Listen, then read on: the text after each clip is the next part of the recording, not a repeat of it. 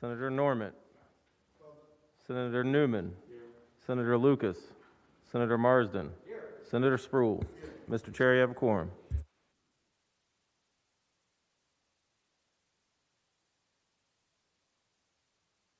Thanks. We have 1, 2, 3, 4, 5 bills that we have, and I'm going to take them in the order as we have here now. I believe, who is here present? So Jim, let's do Jim. Jennifer McCullough, let's go first, please.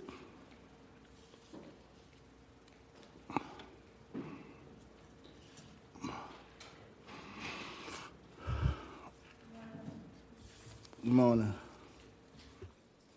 I have Senate Bill 1292. Yes. Even though it is a number of pages, the only thing it does is... your mic on? Yes, is that better? Yes. Can you hear me now? Okay. Okay. All right, I'll shout if that helps. Let me know if you can't hear me. Senate Bill 1292, even though it is several pages, makes only 2 changes to current law. And basically what it does is it requires that 100% of any over-earnings over the rate band be returned to the customers rather than the current 70%. Virginia operates a utility compact where the for-profit electric utility is given a monopoly to provide electric service in exchange for being strictly cost regulated by the Commonwealth, by the State Corporation Commission. We operate under a cost of return model where the SCC determines the utility's revenue requirement by calculating the cost of service, calculating a reasonable profit. They also calculate an earnings band above that. And then every 3 years in a rate case, any over earnings are returned back to the customer. Under current law, we are mixing this cost of service model with what some states call price cap or some states call performance-based. In other states, they may allow extra profit, but they do that in exchange for strict service requirements, typically dealing with quality of service or other types of regulations. And we don't do that here in Virginia to the extent we would if we were under that performance-based model. And so what this bill simply does is say any extra profit after you've recovered your cost, after you've recovered the profit the State Corporation Commission says you should earn, and after the rate band, that extra profit, 100%, goes back to the customers. That's all the bill does. Okay. Do we have any questions from the members of the committee? Norman? You know, Mr. Chairman, I realize particularly in this year, it's very popular to attack our regulated monopolies. My question is, when is the next pending rate case before the State Corporation Commission set? This year. This year. Why do we want to try to mess with this right now when we've got a pending rate case that gives the State Corporation Commission latitude? Well, Mr. Chairman, we have actually changed the law in the same year as a rate case before. We did it last year. We've done it at least 2 other times that I can think of. Some of the time when we've done it at the request of the utility that was filing that rate case. And in this instance, and at least one instance last year, it was done not at their request, but it was still done. Mr. Chairman, behind you, Newman. Yes, sir. Mr. Chairman, thank you. Jennifer, a couple of questions, and I tend to be a bit of a truth seeker on this. I've voted for a bunch of these bills in the past, and in the special session I've not. One, it's a complex bill, and the first question is this bill intended to be retroactive? In other words, are we going to go look back? I was not in favor, as you know, of the Wagner bill, other items. Now we're into the 3rd year of a business plan, getting ready to go into rate case. I'm wondering whether or not it is a retroactive bill. It is prospective. However, it would apply in the current rate case coming up. But again, it doesn't change the case that's being filed. All it does, the case that's being filed is to determine what were Dominion's costs, what were their earnings. If that earnings is above the authorized profit level and above the rate band, then the commission will decide, by law, they have to give a refund to the customers. Under this bill, that refund would be 70 cents on the, I'm sorry, under current law, it'd be 70 cents on the dollar. Under this bill, it would be a full dollar on the dollar. So this doesn't change the basis of the case. It just changes, once you figure out what that pot of over earnings is, Right. how much of that goes back to the customer. Right, Mr. Chairman. But the answer is, I guess, is yes, right? Because when they go into the rate case this year, they've had a number of years that they were planning and working with Wall Street and others to prepare for what their earnings would be. And Wall Street looked at the law and they've set it at a certain rate, right? And now we would come in and tell the commission for the last few years that you have to set their earnings at a different rate No. in the past. So you're saying it will only affect 2021, not 2019 and 2020? It does not affect the amount of the earnings. It does not affect, it only affects once they file their case and you see what were their costs, what was the authorized rate of return, how far above that are you, and then it'll say, rather than refunding 70 cents. Right. So I think, Mr. Chairman, I think I understand the answer. I mean, I think the term retroactive the bill's not retroactive, but it's going to impact earnings that were in the past. It's going to be the retained earnings that were in the past. Is that correct? Yes, it is Okay. going to affect how much of that over-earning Dominion will be able to keep versus return to the customer, yes. I thank you, and you're very clear on that. The last question, Mr. Chairman. So I guess when I've looked at these bills, here again, I didn't care much for the way we handled the tax. I think that was not correct. I would have rather not done the Wagner bill. But what is it that would incentivize the power companies to be more efficient kind of going forward? If I get recovering your cost, the problem I have is if I set a budget within my company and there's no incentive to better that budget, it will become government, right? It'll become a government budget, which is spend all of that and then spend more next year. Where is there something, it seems to me that a percentage, whether it's 70 or another percentage, allows them to retain 30% of their earnings or a portion, encouraging them to be efficient. Therefore, when they come into the commission the next year, they're going to present a leaner machine, even if there's profits, right? So what's the incentive for them beyond the fact that the numbers say you have a certain number of trucks and a certain number of fuel and everything else that's going in, instead to do what they can on their side to be more efficient? Well, I guess I'll answer that in two ways. One, they still get the earnings band above their costs and above their rate of return. This is what's above that. Right. Two, it's really a philosophical question about what type of model are we going to be. Are we going to be a performance incentive model?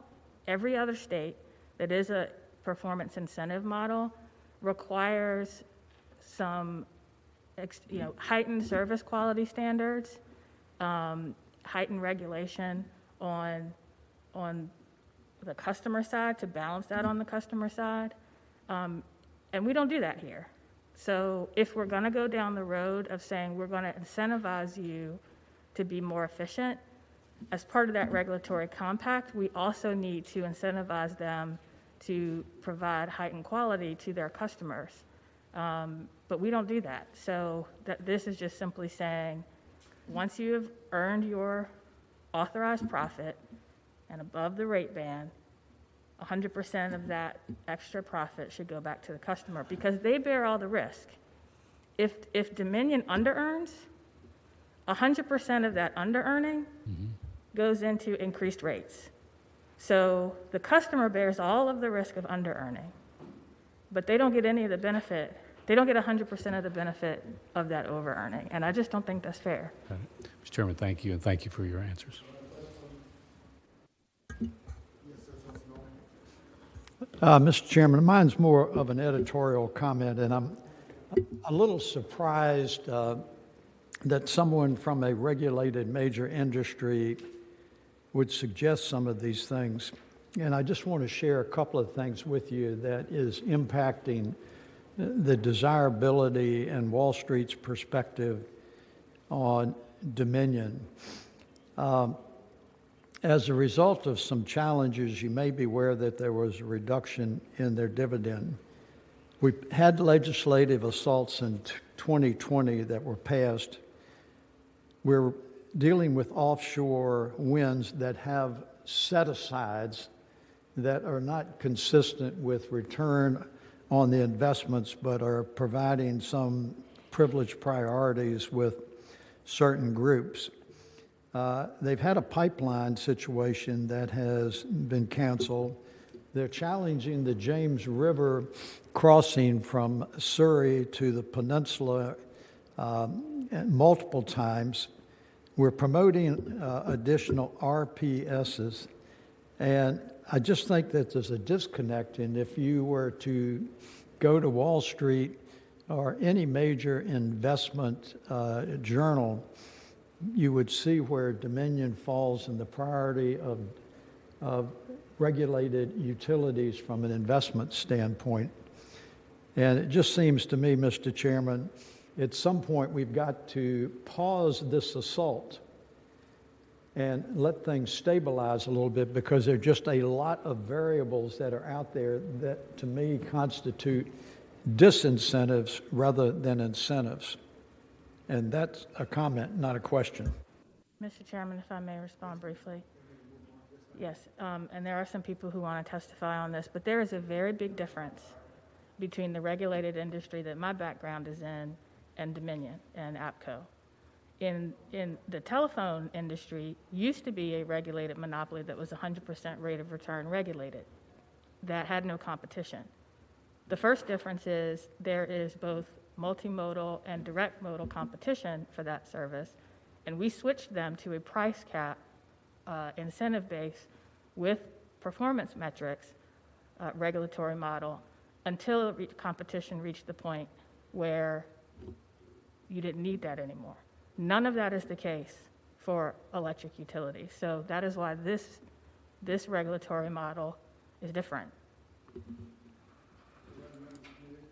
Mr. Chairman? Okay. Thank you, Mr. Chairman. Just a comment.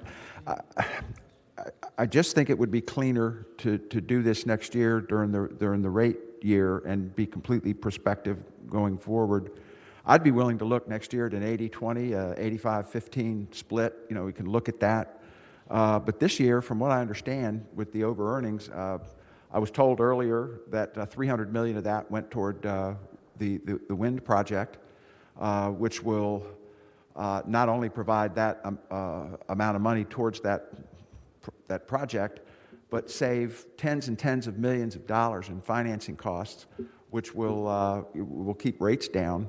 And plus, I think $139 million, from what I understand, was applied towards those who, in the pandemic, got caught up with an inability to pay their bills, and Dominion has eaten $139 million of those costs. I hear what Senator Norman is saying in terms of some of the challenges that the company is going through right now with regards to the James River crossing. I mean, I was not in favor of the pipelines, but you know, it was a hit. They've got to go out and find 128,000 to 150,000 acres of solar property. That's the size of, I think, DC, Arlington, and Alexandria, or something like that. You know, it's a huge number, and we're competing with agriculture and the need for more trees. And this is just a very challenging period of time. And I would like to take this up, I think, next year during the rate review to make these necessary adjustments, and let's see where the world is at that time. Thank you, Mr. Chairman. Thank you. Let's open up. How many, do we have any speakers? Sure. Beg your pardon? Yes, Mr. Chair, we have 4. Okay. Ashley Crocker, please go ahead. Before we start, how many yes and how many no's do we have? Any idea? If you'd like to speak in support of the bill, please raise your hand. I believe we have 4, Mr. Chair. 4. Well, we'll give each a minute apiece, please. Thank you. Okay, Dana Wiggins, you'll be the first to speak. Thank you, Mr. Chairman, members of the subcommittee. Dana Wiggins with the Virginia Poverty Law Center. I just want to make a couple of points just to clarify a few things. So sort of just around the efficiency piece, this bill is really very simple. And for those who really are looking at just what happens in this bill, it really just changes a few things about the code, just one word actually, but what it really does is it says that 100% of the overcharges go back to the customer's benefit, not necessarily back to the customer, generally speaking. So that means that the current law, the way the GTSA is formed, it's just that extra $110 million that normally right now would just go back into Dominion's pocket would just go to cover the customer credit offsets that you all have already put forward as things that should be used out of that money. Before there can be bill credits, it all has to be used by customer credit offsets first. So this just supplies a little bit more money towards that particular effort. It doesn't necessarily mean that money is literally going into customers' pockets from Dominion. Dominion actually retains that money and then uses it to pay for some of those projects. Thank you so much. And Thank you, ma'am. thank you. All right. Next speaker, please. Narissa Turner, please go ahead. Good morning, Chairman, members of the subcommittee. I'm Narissa Turner with the Virginia Conservation Network, and I won't belabor the point. I would just like to pass along that we support this bill. Thank you so much. Next speaker, please. Peter Anderson, please go ahead. Thank you, everybody. Peter Anderson with Appalachian Voices. For the reasons articulated by Senator McClellan, we're in support of the bill. Thank you. Thank you so much. Next speaker, please. Christopher Lyon.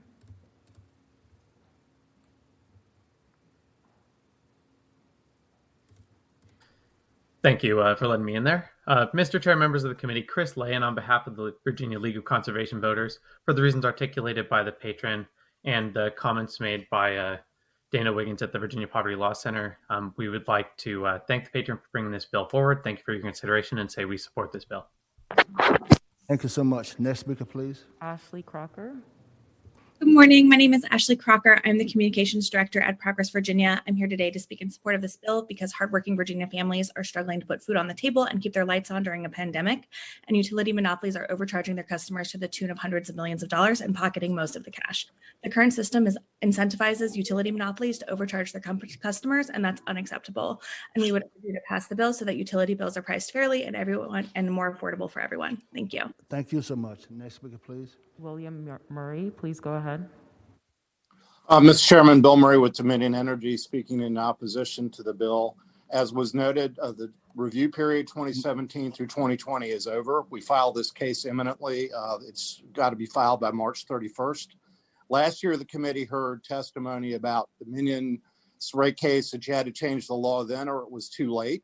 As the senator noted, this section has been changed before in 2013, but with an important difference. That was the result of a year of stakeholder work, and the bill actually passed with an emergency clause. This bill has a second enactment clause. I don't think it's an emergency clause, but in any event, that particular bill changed 2007 law, which had 60-40 earnings sharing to be 70-30. The senator mentioned other states with performance models, and there certainly are performance models in other states. One important piece of context, refunds are pretty unusual. They're not unheard of, but they're unusual. Most states that the senator referenced don't have refunds at all. This question doesn't come into play because refunds are not typically part of the rate-making model. Can you wrap it up, please? Can you wrap it up? Yes, sir. And the one thing I will say on government agencies, I want to emphasize a point Senator Newman made. Those of you who live in Northern Virginia are familiar. In September, WTOP runs ads encouraging federal agencies to call to buy office furniture or computers because it's called use it or lose it money. Thank you so much, sir. Thank you so much. Next speaker, please. Bob Shippey, please go ahead. Mr. Chairman, members of the committee, Bob Shippey, representing Sierra Club. Appreciate the time. It's almost tax time, and I don't know about you, but if I overpaid my taxes by $1,000, I'd expect to get $1,000 back, not $700. I think Senator Newman asked the right question. What are the incentives here? The incentives, obviously, are to over-earn because the company gets to keep the rate of return that the SEC defines as fair, plus the 50 basis point sort of mini cap, plus 30% of everything else on top of that. So I think that's the wrong incentive, no matter what regulatory model Virginia uses, and we would support the bill. Thank you. Thank you so much, sir. Next speaker, please. Tynesia Griffin, please go ahead. Good morning. This is Tanisha Griffin, Environmental Policy Research Analyst in the Virginia Majority. For the reasons stated by the Senator and Dana Wiggins with PLC, we also support SB 1292 and see that it's an opportunity to ensure that electric utility customers can be fully credited for any overcharges found in their monthly bills. So, thank you. Thank you, ma'am. Next speaker, please. And our final speaker, Ronald Jefferson, please go ahead.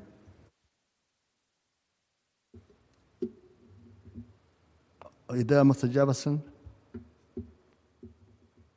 Are you on mute? He probably opposes.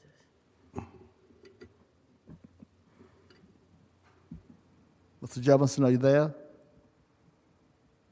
I am here. All right. Sorry. Good morning, Mr. Chairman, members of the committee. APCO supports the 70-30 split. APCO's concern with this bill and others that are being considered in this session is the lack of attention given to what happens when the utility is on the other end of the spectrum. And what happens when the utility is put in an under-earning position? APCO is all for seeking a balanced approach to utilities that are regulated, but this bill only addresses one side of that equation. So we ask that you not support the bill. Thank you so much. That's it. All the speaker. Before we, any other question for the committee before we call for motion? Mr. Chairman, if I yes, could. Sir. We can cut. We can read. We got a lot of bills, so we can wrap it up. I'll be brief, sir. Thank you.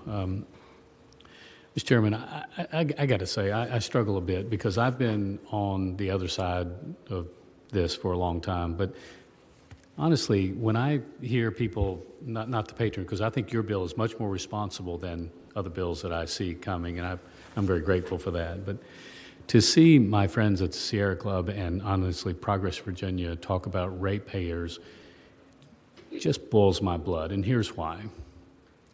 They've come in here every single time and supported bills that mandate rates go up. Mandate that they go up. This year, I mean, I love Louise. My wife knows it, and I love Louise. But the electric bus bill, another one that's going to be $300,000 per bus. I love her, but we're not talking about the bus bill today, right now. And well, it impacts it, Mr. Chairman. So I cannot sit here and say, we've ended up with an unbelievable amount of ratepayers paying for what is maybe noble, but it is this green energy. And then the same people come in here and say that they want the 70% to go away and go to 100%. And it's not the patron, but it's the same group. If we care about the ratepayers, and I do, because the people in APCO have seen a 50% increase in their rates, and people are choosing between whether or not they're going to buy food and power. At some point, we've got to agree, we've got to slow down on the other end. It can't be on both ends for the consumer. And so for that reason, Mr. Chairman, I'm inclined not to support this. I hope we can have a moderation of all these mandates and ratepayers can actually win. So with that, Mr. Chairman, I would recommend that the bill recommended that it be passed by indefinitely. Before we do that, Jim, you want to wrap it up? Are you finished? Wait a minute. I'm sorry. Mr. Chairman. Yeah. I would second that, and I haven't talked to Senator Newman about this, but I align with him. It is absolutely infuriating when I see these environmental groups come in and they oppose everything. It has nothing to do with rates, nothing to do with rates. And then the poverty law people come in and say we're opposed to it after the money that's been put in for their unpaid bills and stuff, there is an impact to the remaining ratepayers who are paying. And Mr. Chairman, the reason I support passing it by indefinitely is the senator may be onto an issue, but I just think it is premature and the timing is inappropriate. And just once, I'd like to hear these environmental groups come in and support something positive. Thank you. Before we take the vote, Senator, you want to wrap it up? Yeah, thank you, Mr. Chair. Again, all this bill does is say, once the utilities books are closed, once they've made all the investments that they intend to, including those mandated by the General Assembly for rate relief or renewable projects, and they're still in excess, after they've already earned their rate of return, their authorized profit, that 100% of that extra money goes back to the customer. That's all the bill does. Senator Norman? Senator Norman? We ready to get started, please. We have a motion and a second to PBI the bill. Call the roll, please. Senator Marsden. Yes. Senator Lucas. I'm going to hold off because she didn't tell me, she didn't mark how she wanted to do it, so I'm going to hold off. Senator Newman. Senator Normant. Senator Spruill. Aye. 4 ayes, 0 nays. Thank you. Next is Senator DeSteph.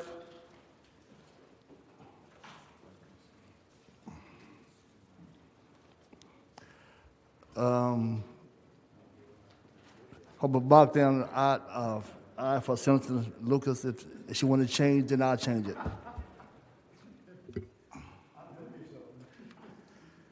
Mr. Chairman, members of the committee. Excuse me a minute. Excuse me a minute. Gentlemen, stop talking.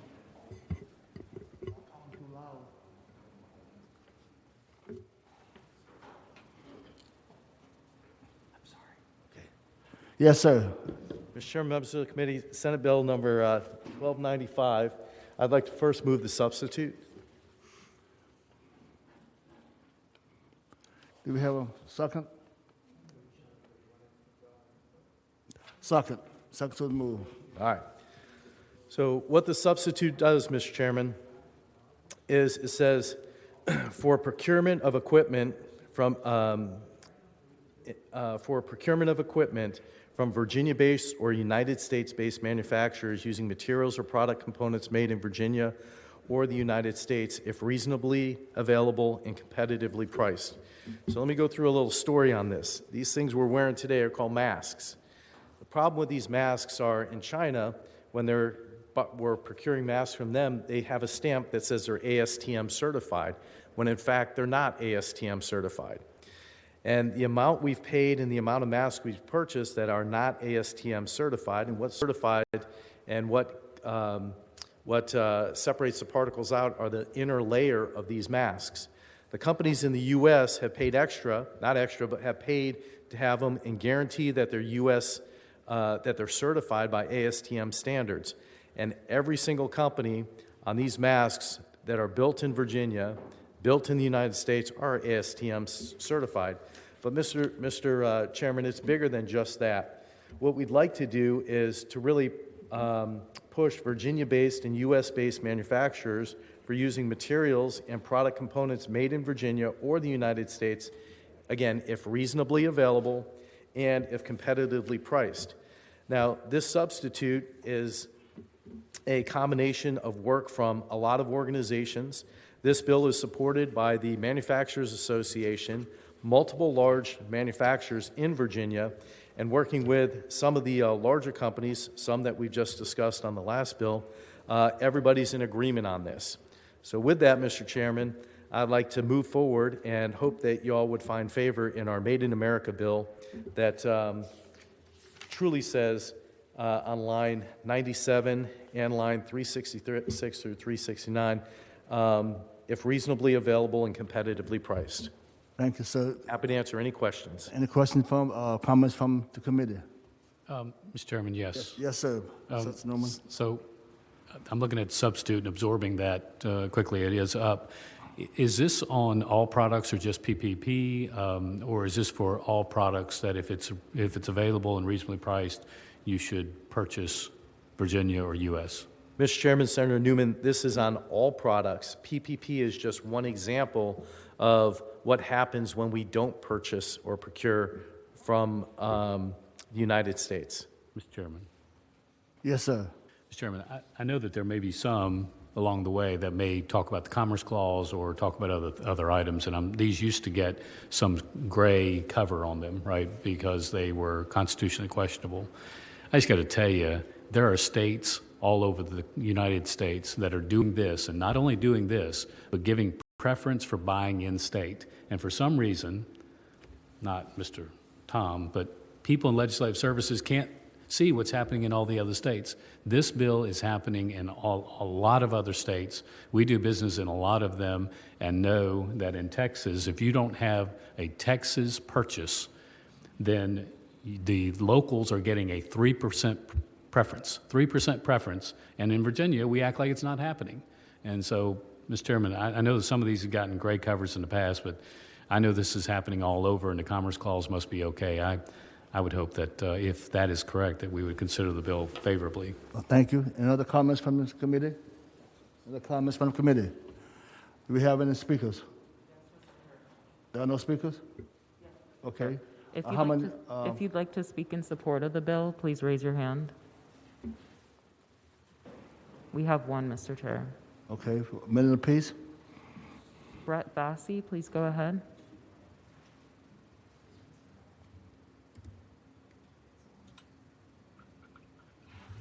Mr. Chairman, yes, Mr. sir. Chairman, thank you. This is Brett Vassey. I'm the CEO of the Virginia Manufacturers Association. We support Senate Bill 1295. I know we've talked about this being PPE, but I believe 1295 is dealing specifically with the issue of the Virginia Clean Energy Act and trying to send a signal that procurement for those multi-billion-dollar infrastructure projects should at least give consideration to American-made materials and American-made manufactured products. To Senator Newman's point, yes, California, Texas, many provinces around and other states around the world have absolute preferences or percentage preferences. This bill does not do that. So it doesn't create a trade war, which some are worried about. What it does, it just creates a recognition requirement that Dominion and others will have to consider if reasonably priced and competitively, reasonably available and competitively priced. We would like a consideration for the environmental footprint of those products. We're not in agreement with Dominion on that yet. That's why this substitute is before you. That's the agreement we've reached so far. Thank you But so much, sir. Mr. Senator, just one important more point You can wrap it is up quick, please. what we don't want to see and why this is so important is the VCA was entirely built upon the idea of low carbon. What we don't want to see are imported products that are dirtier products competing against our products where we have to meet environmental standards that they don't. So as we go through the next process, that will be the next generation of this, but that's not in there today. Thank you so much, sir. Thank you so much. Mr. Chairman, if I may just clarify one point. Yes, sir. This is on clean energy. I was using PPE just as an example of how standards are different. We have the same thing with the manufactured steel standards and others. I just use that as a quick example because we spent so much time on it over the summer. Thank you, sir. Next Thanks, Mr. speaker, Chairman. please. No more speakers? If there are no more comments by the committee, we operate on motions. A substitute. We have a motion and a second to move on to substitute. Call the roll, please. Senator Marsden. Aye. Senator Lucas. Aye. Senator Newman. Aye. Senator Norman. Aye. Senator Spruill. Aye. Ayes 5, nays 0. Thank you so much, sir. Chairman, members of the committee, thank you very much for your time. The treaties, next.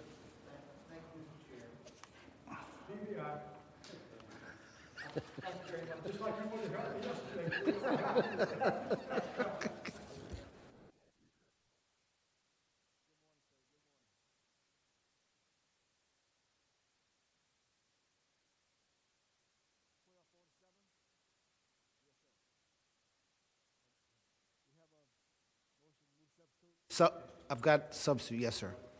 Motion, yes, sir. Okay. This bill is very simple. It requires that if you're producing energy more than 80 megawatts, and you're going to under the clean energy plan, under the plans this General Assembly's passed, these plants are going to close eventually. If you're going to close, you got to give 30 days notice to the local governing body. Here's the idea. These communities, there are about 33 of these facilities there virtually in every corner of the Commonwealth. The communities where they exist rely on these facilities as sources of employment. We're just trying to provide some transparency and some disclosure when the facilities shut down so that the communities can prepare. We've worked with with stakeholders, with people that expressed interest, trying to figure out how to make this bill work. That's why you've got a substitute before you. And that's simply what the bill does. Thank you, Mr. Chairman. Move the substitute. All right, it's been properly moved, the substitute. You need a roll call on that one? You don't? All in favor, say aye. Aye. All right. We have comments from the committee? No comments? We have anybody from the speakers? Yes, Mr. Chair. We have 4. 4 speakers? Yes, Mr. Total of 4? Total of 4. 1 minute apiece, please. Tynesia Griffin, please go ahead.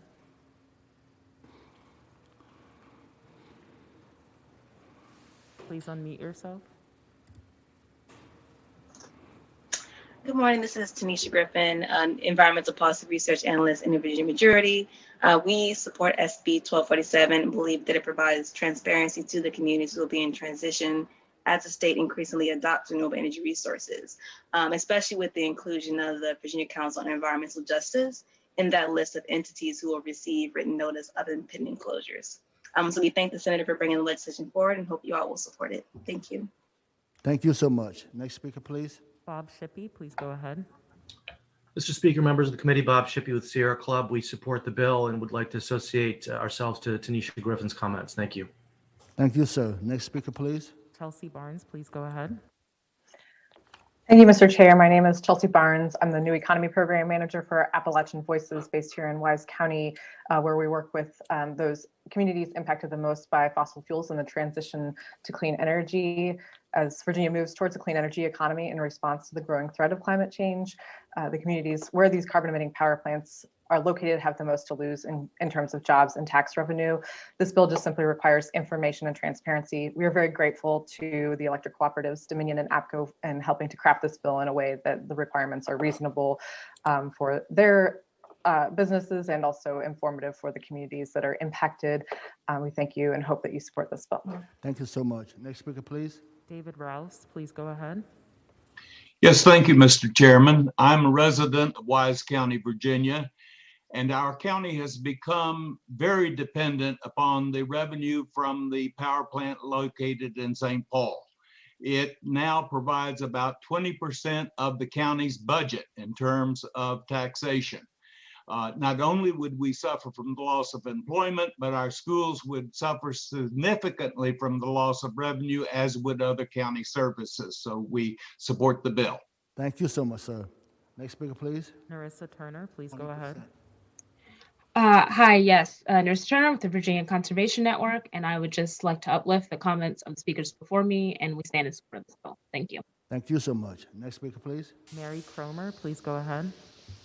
Good morning. This is Mary Cromer, Deputy Director of Appalachian Citizens Law Center. I'm also a nearly lifelong resident of Wise County, and I'm speaking in support of this bill.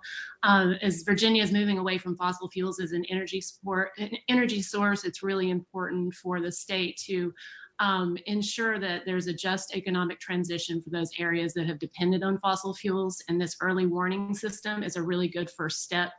As David Rouse said, we in Wise County really need this process. As the power plant closes, it's going to take away about 20% of the county's revenues, also a lot of good, stable jobs and other local tax revenues. And as a mom with a kid in the Wise County Public Schools, I'm really concerned about what that loss would mean for the county. This notification is really important because it'll trigger a public process that will allow the county and the community to deal with how to plan and how to deal with the loss of revenues and jobs. And we support this bill as a good first step toward ensuring a just transition for our region. Thank you. Thank you so much, ma'am. Next speaker, please. And our final speaker, Christopher Lyon, please go ahead. Mr. Chair, members of the committee, Chris Lyon on behalf of Virginia League of Conservation Voters. For the reasons articulated by the patron, we support this bill, and thank you for bringing it forward. Thank you for your consideration. Thank you, sir. Mr. Dees, Senator, you want to wrap it up? You know, that's pretty scary that 20% of one county's tax base is tied up in one of these power plants. You know, in Bath County, more than 40% of our tax base is tied up in a power plant that doesn't emit carbon. So we're not on this list, but we could be in exactly the same situation. And this bill just provides for public notice. Thank you. Yes, sir.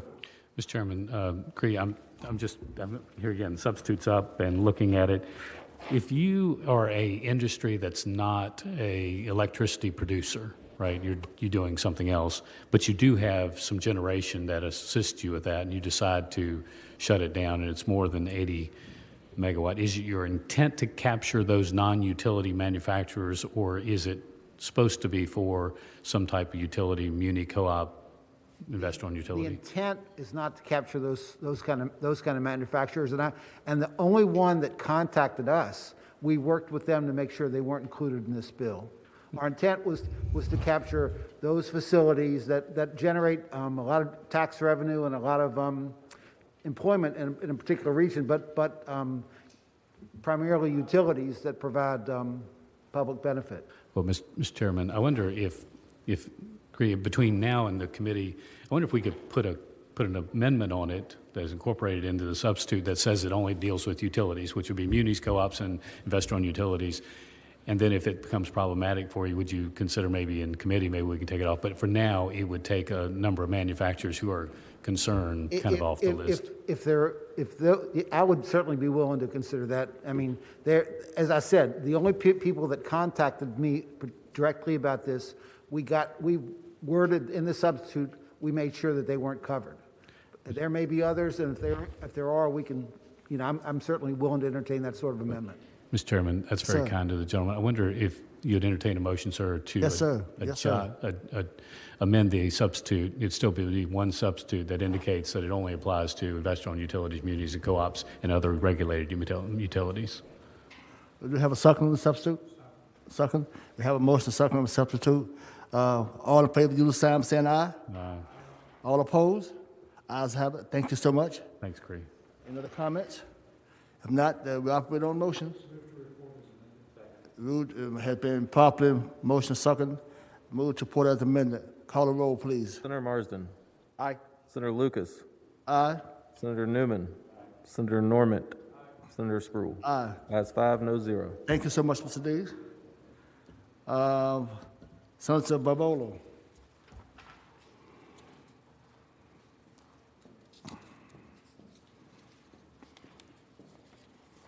Thank you, Mr. Chairman. My bill is Senate Bill 1284. And what this bill, first I have an amendment in the nature of a substitute. So I would ask the committee to adopt that substitute. We have a second? Proper move a second substitute. Please go ahead. Okay. So the substitute talks about the Commonwealth's energy policy and the Commonwealth's energy plan. Essentially, this bill fine-tunes language that this body adopted last year when I revised the energy plan at that time. They do some streamlining, they take out some legislative goals, and they take out some duplication. They also articulate a little bit more the need for renewable energy, but the same goals are there. The difference with this substitute and the document you may have read before all evolves around the clean energy policy section of the bill. So if you go to section A, number 5, for example, maximum energy efficiency programs, the substitute now says to the extent determined to be in the public interest. This was an addition that Dominion among other stakeholders, asked that we add. So again, we're sort of fine-tuning that, not all energy programs might be determined to be in the public's best interest. If you go on that same page, if you go down again under policy, on item C, number 1, we added, after Virginia's economic development, support industrial employment. This was a requested change from our stakeholder group. And then section C, going down to item 4, we added ensure the availability of sources and infrastructure necessary for reliable energy at costs that are reasonable and in quantities that will support the economy during the transition to renewable energy. And the most significant change that the stakeholders have finally agreed to, actually, again, is in the policies, Commonwealth policy section. If you go down to item F, an important sentence was added in that item, and it's, quote, nothing in this section shall preclude reliable access to electricity and natural gas during the transition to renewable energy. So we feel this bill actually sets the goals that the General Assembly adopted last year. It also identifies a pathway forward so we can reach these goals while the economy is going through a transition until we reach renewable energy. I had a large group of stakeholders, environmental stakeholders, as well as representatives from the gas companies and Dominion, and the forestry organization was involved in our meeting yesterday. I don't know if any of them are on the call. This is a bill that is a governor's bill, so the administration is supporting it. Thank you so much. Any comments or questions from the committee? Chairman. Yes, sir. So, Barbara, just here again, catching up. This bill, the substitute, have you taken out the natural gas portion, or where does it rely? Where does it stand? We reorganized it, so natural gas is in there. We've referenced it in the policy, the Commonwealth policy part. If you go to item 2, number 3, where we see it reads increase wind energy development, grow the Commonwealth's role as wind energy hub. Item 4, ensure the availability of sources and infrastructure necessary to ensure reliable energy at costs that are reasonable and in quantities. So we believe the sources and infrastructure will get to the natural gas. And then, of course, the statement that we added, which is in Part F of the policies, says nothing in this section shall preclude reliable access to electricity and natural gas during the transition to renewable energy. So we believe that that language directly addresses the concern of projects that are currently underway that would be delivering natural gas. Any other question before? If that's your question, I will ask Thomas Stevens if I... No, ma'am. No? Okay. Oh, come to the chair, please. Come to the chair. Mr. Chairman, if you would like further elaboration, perhaps our general counsel can provide it, but it's up to you. Okay. Mr. Chairman, Senator Favola, she is correct on lines 1212 through 1213. The bill states that nothing in this section shall preclude reliable access to electricity and natural gas during the transition to renewable energy. Okay. Other questions or comments from the committee? Open it up. If not, how many speakers do we have? 7. A minute apiece, please. Thank you so much. Scott McGeary, please go ahead. Thank you, Mr. Chair, members of the committee. Scott McGarry, Washington Gas. We appreciate the patrons reaching out to stakeholders. Our amendments complement your action last year in enacting your energy plan bill, and also complement our ability to serve our 500,000 Virginia customers, including the Pentagon, hospitals, manufacturers, businesses, and residents. Thank you. Thank you, sir. Next, please. Ivy Main, please go ahead.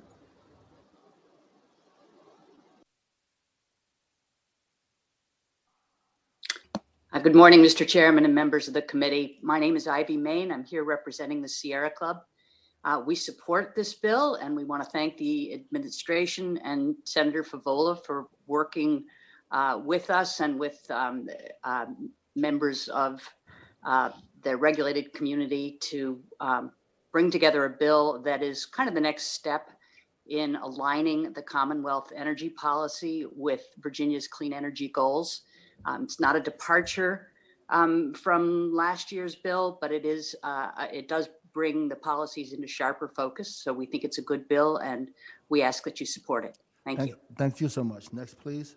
Michael Skiffington, please go ahead. Good morning, Mr. Chairman and members of the subcommittee. I'm Michael Skiffington, Director of Policy for the Department of Mines, Minerals, and Energy. The administration strongly supports this bill, and I'm happy to answer any questions. Thank you very much. Thank you, sir. Next, please. John Rust. Mr. Chairman, John Rust for Dominion Power. Just wanted to thank the Senator for her work in addressing our issues in the substitute. We appreciate what she has done to make this a possible bill. Thank you, sir. Next, please. Yes, Mr. Chair. Rachel Smucker, please go ahead. Hi, Mr. Chairman, members of the subcommittee. Rachel Smucker with the Chesapeake Solar and Storage Association. We do support this bill, and we thank the Patriots for carrying this bill. Thank you, ma'am. Next, please. Morgan Wayland, please go ahead. Good morning, Mr. Chairman. Morgan Wayland with Virginia Natural Gas. I want to thank Senator Favola for considering our concerns and including language that ensures reliable access to natural gas remains. This is critical to support the foundation of the Hampton Roads economy, major employers such as the Navy, military installations, shipbuilding repair, and the maritime industry. Thank you for your time. Thank you, ma'am. Next, please. Narissa Turner, please go ahead. Mr. Chair, members of the committee, good morning once again. Here with the Virginia Conservation Network, and we support this bill. Thank you. Ma'am. Okay. And Next, our please. final speaker, Christopher Lyon, please go ahead.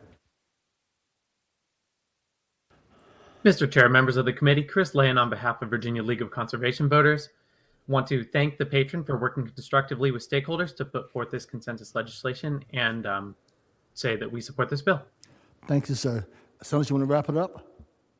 Well, I will just say this bill is a work of art and should be approved. To get all these stakeholders on the same page took many hours of negotiation. I respectfully ask that the committee pass this bill, recommend that the full committee pass it. Mr. Chairman. Mr. Chairman. Yes, sir.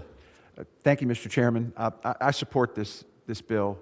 I always take these opportunities whenever I can, though, to remind everyone that we're getting better and better at requiring and incentivizing green energy, and that's a great thing.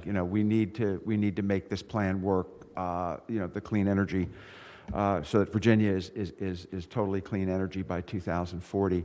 We're getting better at battery storage. We're getting, hopefully we've got a lot of progress to make with efficiency, but until we start addressing mitigation of the carbon that's already in the air, we're whistling past the graveyard here, and we're losing 16,000 acres of trees a year. It's contributing to the problem. We need the ability to sequester carbon. I know this has nothing to do with this bill, Senator Favola. I apologize, but any chance I get to get the word out there that this is a three-legged stool. I'm gonna give you a minute. It's clean energy, it's efficiency and battery storage, and it's mitigation. Thank you. Chair, operate by motion, please. Mr. Chairman. Yes, sir. Right before you do that, I think that the senator, within her nature, is worked to get a lot of people on board. My concern tends to be that I just don't know. I can't figure out the impact to customers of going to 100% renewable by 2040. I just can't. I can't get my head around that. And so I'm probably respectfully between now and lease committee going to vote no. But I'd really love to get more information about what impact this is going to have on ratepayers to go to 100% by that date. So, Mr. Chairman, I don't have a motion, but that's... Mr. Chairman, I move that we recommend reporting the bill to the full committee. A second? Mr. Chairman, I will second for the purpose of allowing it to be heard. Thank you so much. Call a roll, please. Senator Marsden. Aye. Senator Lucas. Aye. Senator Newman. No. Senator Norman. No by proxy. Senator Spruill. Aye. 3 ayes, 2 nays. Thank you. Bill passed. All right, last bill we have is Senate Bill 1420 by my chairman. Come on up. Mr. Chairman, members of the committee, Senate Bill 1420 would allow schools and localities to enter into power purchase agreements to provide solar and wind energy. There's a peculiarity in Virginia's Constitution in 1971 that gave the State Corporation Commission jurisdiction over electric rates with regard to private entities, but oddly not to government entities. And Dominion territory, they do this. They allow localities and schools to enter into power purchase agreements for wind and solar in that territory, but for some reason it's not the case in the APCO region. And what this does is authorizes as a pilot program that the localities, municipalities and schools can enter into power purchase agreements for solar and wind. The number of people who support the bill, I don't know how many people are here to speak for it, but it's highly supported by the people that want to expand solar and wind, but also for those localities that can save money by using solar and wind through power purchase agreements. In fact, there's some kind of time is of the essence issue here. In 2021, the investment tax credit for solar drops from 22% to 10% in 2022. So the sooner we get this done, the better. People can save money. So I'll be glad to answer any questions, but I think there are some people who would like to speak in favor of the bill. In time we will. Questions or comments from the committee? Questions or comments from the committee? How many speakers do we have? Have 5 speakers? A minute apiece, please. Please go ahead.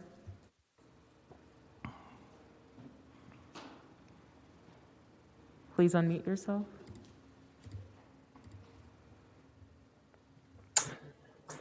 Good morning, Mr. Chair, members of the committee. My name is Ben Trainum.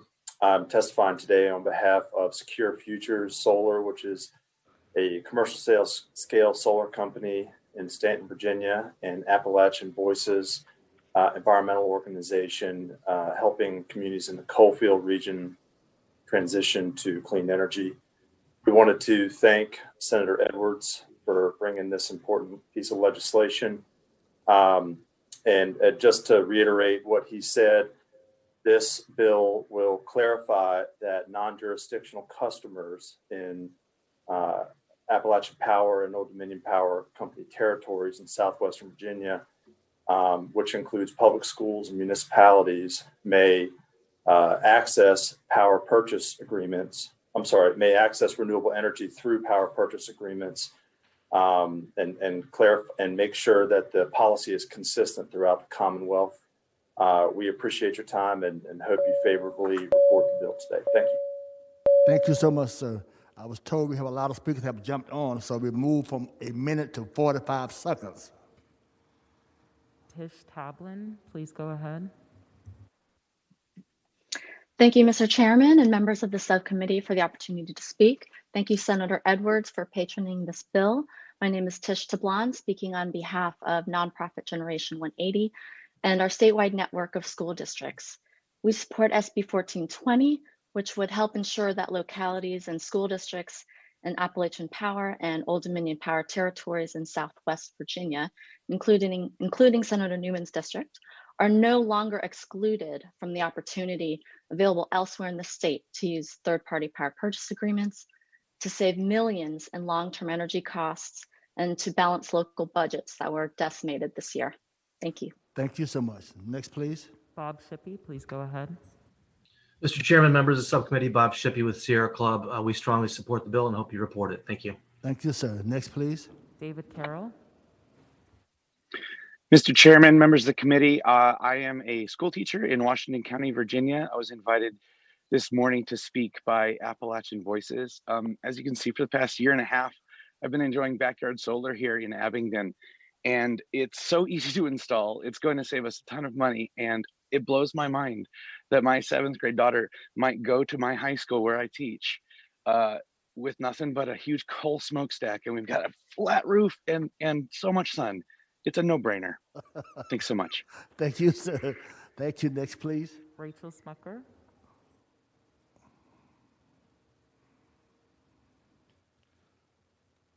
Marco, you there? Please unmute yourself.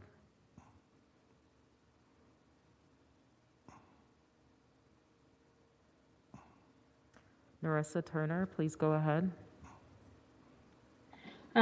Mr. Chairman, members of the committee, Narissa Turner with the Virginia Conservation Network, and we are in support of this bill. Thank you. Thank you, ma'am. Next, please.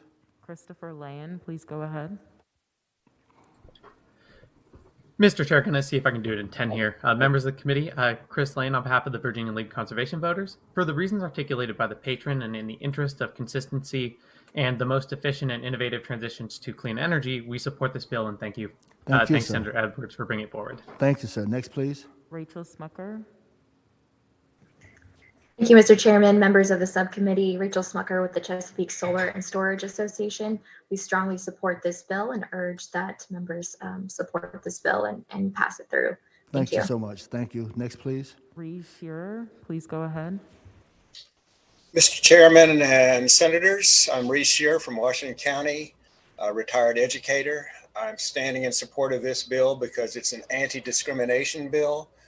It's discriminatory that in Dominion power territory, schools, public buildings, and churches are allowed to take advantage of PPAs to get no upfront costs, solar installed on their buildings, and yet we cannot do that in Washington County and in most of Southwest Virginia because Appalachian Power doesn't allow.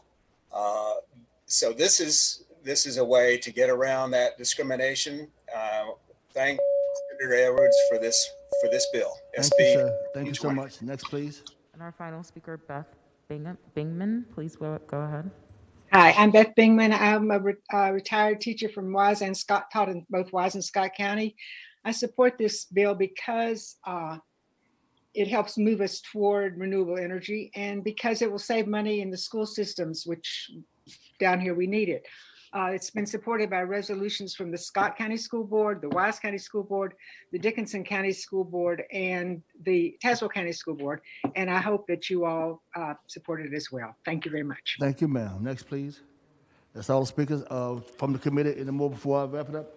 Any more comments? If not, Senator Edwards, you want to wrap it up? Yes, Mr. Chairman, this is for Southwest Virginia. They're being discriminated against. Dominion does it. South Virginia would like to have the same opportunity. So this is for Southwest Virginia. You got my vote, I promise. Do you have a motion? Move to recommend to report to the full committee. The properly moved and second, they be recommended to the full committee. Call a roll, please. Senator Marsden. Aye. Senator Lucas. Aye. Senator Newman. Aye. Senator Normant. Senator Spruill. Aye. 4 ayes, 0 nays, 1 abstention. Thank you, Mr. Chairman. Thank you, Senator Edwards.